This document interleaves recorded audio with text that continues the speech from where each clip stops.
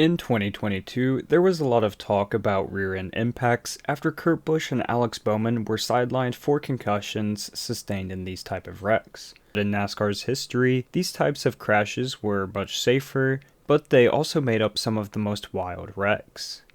But right before we get into the video, around 80,000 of you guys return to my channel every month, so if you keep finding yourself watching these type of videos and you enjoy them, make sure you subscribe so you never miss a video, and it helps me out a lot. Anyways, let's get right into it. After he straightened it up a bit. Oh, double backside. Right into the 52, trying to lock the brakes up. Issues on the backstretch. I saw that one coming. Has the 52 of Joey Gase stopped on the track. In practice for the 2012 Xfinity race at Bristol, Joey Gase attempted to avoid another spinning car, but was hit hard in the rear from Brad Sweet. Sweet hesitated going high and ended up locking up his tires and slid straight into Gase. Brad was one of many guys who attempted to transition from dirt track racing to NASCAR and is probably one of the biggest busts. Between the Xfinity Series and Truck Series, Sweet only had 9 top 10s and 54 combined starts, despite being in fairly competitive equipment.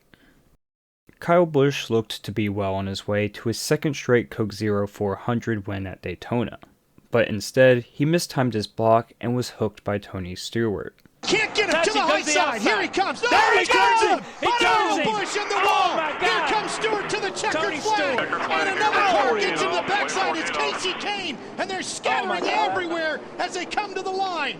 Some of these guys hit hard, man. And one of them was... After a massive hit to the outside wall, Kasey Kahne drove under him with another big hit. In 2008, Busch's first year at Joe Gibbs, he won a remarkable 7 regular season races. He started off the chase winning the first race at New Hampshire, but his performance tanked the rest of the year. Despite his career-high 8 wins, he finished 10th in points. The Fall Talladega race in 2013 is probably my least favorite superspeedway race in NASCAR history, and the last lap wasn't much better. After running single file for the final laps, Austin Dillon was turned on the backstretch, came up the track, and was hammered by Casey Mears. Austin launched into the air and almost got into the catch fence. The caution immediately flew and the race was over.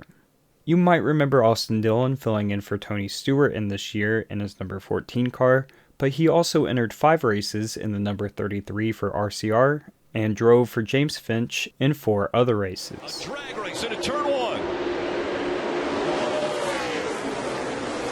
Oh, Kyle Busch slides and does the 78. They both go up into the wall through turn 1. Caution comes out.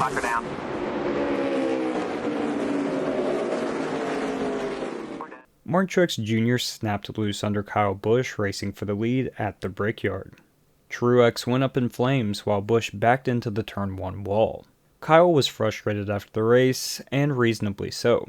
He took his 4th pole of the season at Indy, but was still winless, and this had been one of his best opportunities yet to win. Truex, on the other hand, was going for his 4th of the season. Ball in Pocono. Oh my. Fucking brake fail.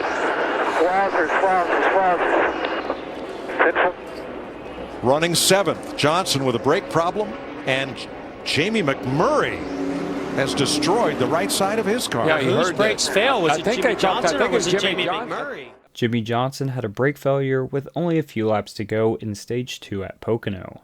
Once he hit the grass, Johnson was just along for the ride. After this big wreck, he had to take a minute to sit down and catch his breath. This wreck is infamously known as the wreck that ended Jimmie Johnson's career. Metaphorically, not actually.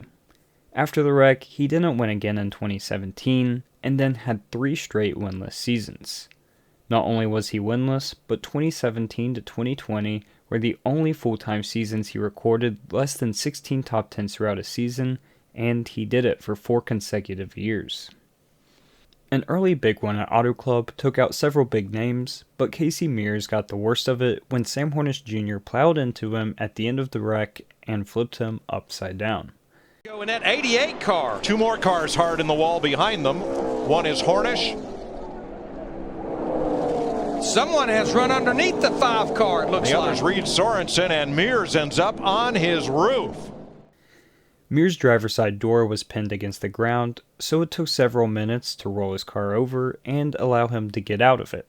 Mears was considered a hot prospect in the early 2000s and got opportunities with Ganassi, Hendrick Motorsports, and RCR. Ultimately, Mears fell short at every chance due to his inconsistency. He did manage to stay in the sport for nearly 14 seasons though. It seemed like a routine big one at Daytona until Kevin Harvick was unable to get slowed down and ended up running underneath Brian Scott's car.